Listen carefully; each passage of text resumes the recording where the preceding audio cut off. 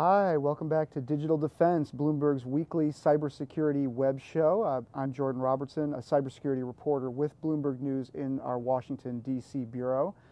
As always, this is an interactive show, so we want you to send any questions you have to any of the accounts you may be watching this on. We're broadcasting on Facebook, YouTube, Periscope, and Twitter, and anywhere you're viewing us. If you want to send in some questions or comments, we're going to try to get to as many of those as we can. This week's topic is Yahoo. We've talked about Yahoo before, and Yahoo is the story that never ends in terms of their breaches. And I'll just catch up, anybody who's watching who has not been following this closely. Yahoo has suffered a series of data breaches as it prepares to sell itself to Verizon for $4.8 billion. Now, these breaches have been progressively worse and worse, and they're not fully resolved. As I say, Yahoo is very close to finishing this deal with Verizon. So the latest the latest news is this that I want to show you. It came out this week that that Yahoo is warning a select group of users that their accounts may be targeted by state-sponsored hackers. Now, if you just read the headline, you won't know that this is actually part of the earlier breaches. It's not a new breach. However, it's an escalation of what was happening in the earlier breach for a specific technical reason I wanted to share after I give some more of this history. So this is the latest example. This is the latest iteration this week. If you're a Yahoo user and you're a journalist or human rights activist or government official or whomever may be targeted by state-sponsored attackers, you may see one of these Yahoo notices saying your account may have been targeted. Now, this is not the typical kind of alert from a company, because there's a special technical reason why this is significant. Again, the backstory here is in September, Yahoo announced this first phase of this data breach, and that is here. September 22nd, 2016, Yahoo announces at least 500 million accounts were breached in a hacking attack, which the company blamed on a state-sponsored attacker. Interesting point here is that Yahoo said it discovered the breach in 2014, but didn't alert the public until 2016. I've been talking to a lot of cybersecurity experts about what that means. Why would a company wait 2 years? How could they legally wait 2 years before disclosing a breach of this scale? And the answer I've gotten back is actually an interesting one. It's speculation, but for those of you who like geeking out on this stuff, this may be helpful. The answer I got back was, the only way Yahoo's able to not disclose a breach of this scale for that long is if there's a law enforcement reason. So. And the technical explanation may be that if Yahoo is, has mirror sites for law enforcement, or is doing mirroring of certain accounts for law enforcement, if they disclose this breach and if they proactively change people's passwords, that could lock out law enforcement from accounts of legitimate interest, or it could disrupt that process. Because if you're a bad guy, you're using your Yahoo account, suddenly Yahoo changes it for you. You may leave the service. You may do something else. You may change it back to something different, or add extra security measures if you may have been part of this group. Again, just speculation, but this is the first breach. First breach, again, 2016, that Yahoo discloses. That breach apparently happened in 2014. Fast forward to December, Bloomberg broke the news that there was actually a second data breach, an earlier data breach, and a much bigger data breach. So again, first one that Yahoo discloses, 500 million user accounts stolen. That's half their user base. The second one that they disclosed happened a year earlier, and was 1 billion user accounts. And this story that we wrote, indicated that some of those were very sensitive government employees, because what leaked in these breaches was not just username and password. It was username, password, and backup email address. Really fascinating subject, because some sensitive, some government employees in sensitive positions used their government email address as their backup, NSA.gov, FBI.gov, whatever. And so again, that was the second data breach that Yahoo disclosed, and that led to a whole series of really contentious negotiations with Verizon, because Verizon was going to pay $4.8 billion for Yahoo, primarily for these billion users. And then Yahoo discloses, hey, we lost the account data on all of them, or close to all of them, or potentially more than all of them, because there are users that may have fallen off, since the breach. So what Bloomberg, again, catching anybody up on this history, what Bloomberg reported this week was that Verizon is close to shaving $250 million off the price of this deal because of this breach. This is one of the biggest numbers we've ever seen in the cybersecurity world. You know, Verizon is basically saying this breach will cost Yahoo at least $250 million. And as part of this reporting, it was revealed that Yahoo is also going to share in any potential liability from these breaches with Verizon. So I'll get to the current, the current state of events in just a minute, but I do want to get to some questions here. Thanks for those who are writing in. First question is, has Yahoo seen a significant drop in users because concerned users are deleting their accounts? You know, if they have, they haven't disclosed it. What tends to happen here, and this is an interesting question because, you know, what you would expect after a breach like this is a lot of people would say, well, I'm not going to use that service anymore. That's insecure. Yahoo has been very insecure, more insecure, as far as we can tell, than any of the other major internet email providers. But that's not how people use their email. You know, they may just change their password and kind of move on because so much of your life is wrapped up in it.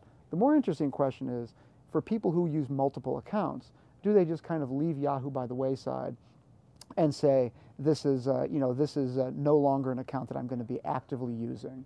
You know, that is a more relevant topic because, you know, maybe many people started with Yahoo and then migrated to Gmail, but they kept kind of a, you know, historical account with Yahoo.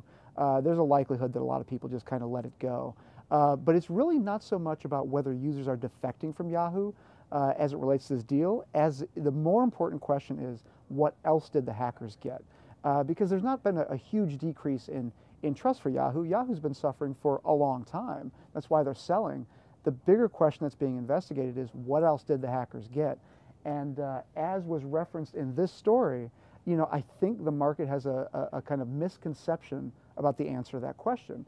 There's a quote in this story from a financial analyst saying, well, the fact that Verizon and Yahoo seem to be approaching the end of this deal and the completion of this deal, that indicates that Yahoo and law enforcement have a handle on what the hackers got. Well, I'm here to tell you that is not the case. Yahoo has been basically stonewalling Congress, and I'll show you a letter here indicating that. You know, Yahoo has been stonewalling Congress, and some senators are really upset that Yahoo canceled the last-minute meeting at the end of January. They've been called to testify. They haven't given complete answers. The senators calling for this investigation are very frustrated. They say so in this public letter. And the FBI is not done with this investigation at all. The FBI is just beginning its investigation. And the real concern for Verizon and for users is, what else did the hackers get beyond just account data? And that will relate back to, what we're about to discuss in a minute. And that issue is far from settled. So if Verizon completes this deal as planned in the next couple of months, they may be inheriting a very different company than they expect if Yahoo's intellectual property, also went out the door. Next question here is, someone on Facebook says he still has an old Yahoo email account. He only uses it for emergencies. Should he delete it? If it's only for emergencies, you don't really have a lot to lose by just keeping it. If it's just some backup account, because even if hackers have access to it, they're not likely going to see any meaningful information. So if that's all you use Yahoo for, I would say just keep the account, because it's you're not trafficking in sensitive information. If, however, and this is always the caveat, if you work in a sensitive position, if you are government official, journalist, human rights activist, a person living and working in a repressive regime, in a repressive country, for whom security is a really big deal, and that Yahoo account is a backup for another sensitive account, like a bank account or another email account, there could be security vulnerabilities you might have, if that account, gets emails or gets alerts that allow you to log into other accounts. But if it's just a backup, if another service is down or something, I'd say keep it. But if you're using it to access other sensitive accounts, I would say think hard about that, because again, the extent of these breaches is still not known. Next question here is, don't these hacks just prove that no account is secure, and does it really matter who you have an account with? I like that question because it relates back to the subject that I wanted to get to today, which is this. So a little bit more history. When Google was hacked, a number of years ago, 5 or 6 years ago, by the Chinese in China. The attackers got basically some of the crown jewels of Google's network. I mean, they got source code. It was reported that they got information on lawful intercepts, who Google is monitoring, on the demands of U.S. law enforcement. Really, really valuable stuff. Since then, Google famously pulled out of China, and it has gone crazy with its security. Now, no tech company is going to be 100% secure, but from all the signals we've been able to gather, Google is paying people a fortune to do their security. They are hiring some of the best hackers in the world to do reverse engineering on their hardware, on their software, to protect their networks, finding ODAs and exploits and vulnerabilities in other people's software. They've really been, from as far as we can tell, world class, at cybersecurity. Meanwhile, Yahoo chose a different path, and this is borne out by some of the comments by folks who've worked there. Yahoo was in kind of this really difficult financial situation, and they decided we're not going to invest in security. It's pretty clear. When you lose everybody's accounts, when you lose 1 billion people's accounts, twice, you're not investing as much in security as you should be. And so this idea of all the accounts are the same, all the service providers are the same, I would challenge that idea because I'm not here to promote Google or any particular company, but I will say everybody we've talked to has said Google, Facebook, the other major vendors, Apple, they invest a ton of money in security. And it's for this reason. They don't want to be the company like Yahoo that has to go out there and say, I lost 1 billion accounts. But even more interestingly, again, the attackers in this case did not just get account information. They also got source code for how Yahoo generates the cookies on your computer, the small files on your computer that authenticate users. The significance of this is what Yahoo is warning users this week is that not only did we lose your account data that would allow people to log into your account, we also lost the source code information that allows hackers to generate malicious cookies. The significance of that is if you're using things like two-factor authentication, which if you watch this show, you'll know I talk about all the time, which are text message alerts that allow you to know when somebody's trying to log into your account, yourself included. The theft of that source code allows hackers to bypass that security mechanism. They create a malicious cookie, they log in as you. All of these security mechanisms are kind of out the door. This is really the worst thing that could happen in terms of security for your users. So at this point, Yahoo has a really uphill battle in trying to claim that they're at all, on par with what Google and Facebook and Apple and other internet, email providers are doing. This is really about as bad as it gets in terms of, email, internet security. Next question here, is it true that companies aren't disclosing every breach that happens because they don't want their stock to drop? The answer is yes, with a twist. So, as of today, almost every state, if not every state, has a standard data breach disclosure law, and that compels companies that have customers in those states. Which, if you're an internet provider like Yahoo, that means you've got a customer, in every state.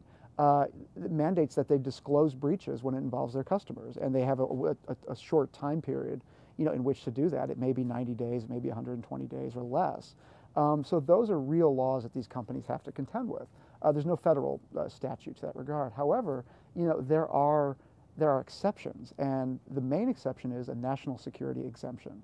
So if you suffer a data breach like Yahoo did, you discover it in 2014, the clock starts ticking immediately from the moment you discover this to when you have to disclose it because of all these state laws. So what the companies do is they put out a press release, they file an 8K, they disclose to everybody at once instead of doing state by state. The way you get around that is if you can get the government to tell you, if you disclose this, this will compromise some national security investigation. It's the only way anybody can think of that Yahoo goes 2 years from knowing about its breach in 2014 to disclosing it in 2016, that law enforcement said, hey, you got to keep this private because we're monitoring certain accounts, bad guys who have Yahoo accounts, and if you disclose this, those guys might change their passwords, they might go away because they know that they are now susceptible to hacking. There's really no other way to get around it because, again, these are laws that companies could violate if they chose to, but no self-respecting general counsel will tell a company that's a wise thing to do because it's so obvious in discovery, if there's a shareholder lawsuit, that they did that. It doesn't prevent companies from trying, though. We reported extensively in 2014 and 2015 on a data breach at JP Morgan where the bank was just really motivated, very highly motivated, to try to get a national security letter for this reason, as they didn't want to disclose the breach. They didn't want the stock to be affected. They didn't want lawsuits and regulatory inquiries and things like that. And they lost that battle. You know, the FBI and Secret Service said this was a criminal breach. They were after, you know, kind of account information. It was not a nation state attack, and they had to disclose it, and it was a really bad deal for them. I mean, they saw a lot of damage from that breach, and there was a lot of money and time spent on remediating it, you know, because it went public. We're getting some good questions here. Is the financial industry doing anything to combat cybercrime? Banks are actually really considered the top of the heap in terms of investing money, being plugged in with law enforcement and the intelligence community to monitor for threats. They've got a very close relationship with U.S. intelligence services. So the banks are doing a ton. The J.P. Morgan example is actually a really great one because the banks are like among the top targets for the most sophisticated hackers.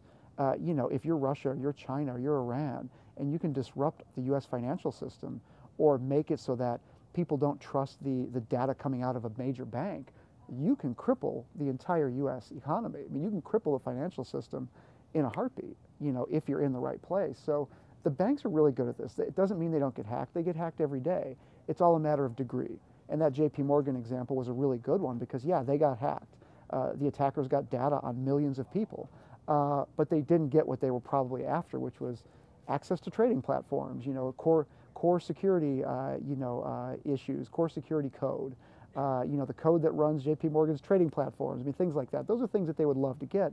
They didn't get there, and that's a result of, you know, banks are really hardened against these things. But, you know, that being said, the conventional wisdom is that, you know, lurking inside of any of these organizations are just these kind of silent Trojan horse programs that, you know, expert nation-state hackers have implanted a long time ago and are waiting to, waiting to activate at some future date. Is two-step verification safe is the next question. In general, yes. In general, you should have two-step verification on all your devices. That means you get a text message alert every time you log in from that device. The reason this Yahoo, latest disclosure is significant, though, is that it's not foolproof. You know, there are two main ways you can compromise two-factor authentication. One, like this, if a hacker can successfully, create a malicious cookie, you know, on your computer. Like if you get the option on your computer to say, you know, from here on out, I don't need the two-factor authentication when I log in from this device, which is a reasonable thing to do. If it's your home computer, your personal cell phone, you've got a password on it, it makes sense that you would click that and say, you know, authenticate me automatically from this particular device every single time. Any other device, send me the alert. If you as a hacker can successfully create that type of malicious cookie that does exactly that, two-factor authentication doesn't matter. And the other way is, and I encourage everybody to do this as well, if you turn on two-factor authentication, that's the first step. The second step is you've got to call your cell phone provider and add two-step authentication there as well. This happened to some Black Lives Matter activists not too long ago, where they were targeted by hackers who called up Verizon and called up their cellular providers, imitated them and socially engineered the Verizon and other telco customer service reps over the phone to give them access to their accounts, and they redirected those two-step authentication text messages to accounts under the hacker's control. So they were able to access these Twitter accounts and Facebook accounts and all these other sensitive accounts and tweet out things that were just not true, and they were able to spread, you know, false information that way. So if you do those two things, though, if you set up two-factor, if you call your wireless carrier and you set up some form of additional authentication there, it may just be an additional passcode, you're pretty well protected. I mean, it's not foolproof, and again, if you're the target of a government, a nation state trying to hack you, not a whole lot that anybody can really help you with. It is going to happen, and you can take some best practices to make sure that, you know, you are using encryption, you're trying to be as secure as you can. But in general, for most people, you set up those two things, you're good to go. Next question here is, why were there so many breaches with Yahoo? It seems like we don't hear this from Google or Hotmail. It's a very good question. You know, it's not that these other companies are not attacked. And again, it's not that these other companies don't lose data too. I mean, Google, again, lost source code in, I think, 2009. Hotmail, I'm sure, is attacked all the time as well.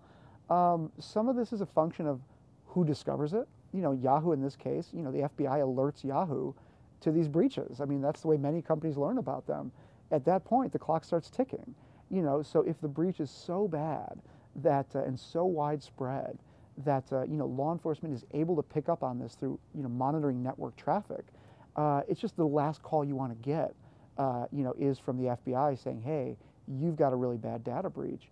And Yahoo, again, you know, judging on the comments and testimony from people who used to work there, they said Yahoo was suffering financially, and like many businesses that suffer financially, you know, they've got to decide where to deploy their resources. You know, again, they were not a broke company; they were just struggling, and they decided, according to these, you know, these former employees, not to invest in security, and you know, or not to invest nearly as much as their peers. And you got to remember about Hotmail.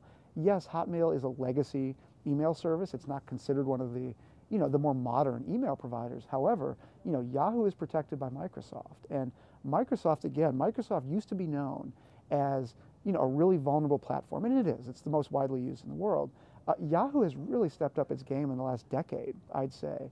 Again, they have very close ties to U.S. law enforcement, U.S. intelligence officials, and they're very, very hardened, and they take security very, very seriously these days. So you can imagine that that security extends to their platforms like Hotmail, like Skype, like things like that.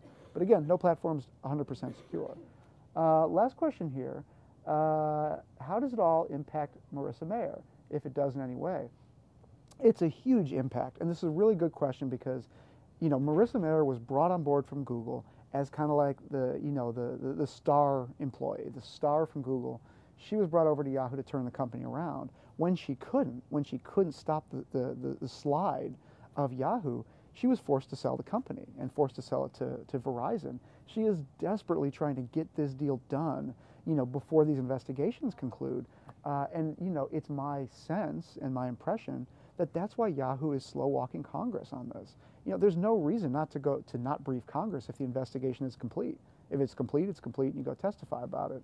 But we know for a fact that the FBI has not completed its investigation. We know for a fact that Yahoo has not completed their investigation. So it is in Marissa's strong best interest to complete this sale, because the problem becomes they shop themselves out there a lot, and this was the best deal they could get. If this deal falls apart, Marissa's in deep trouble, because this is the best buyer they were going to get.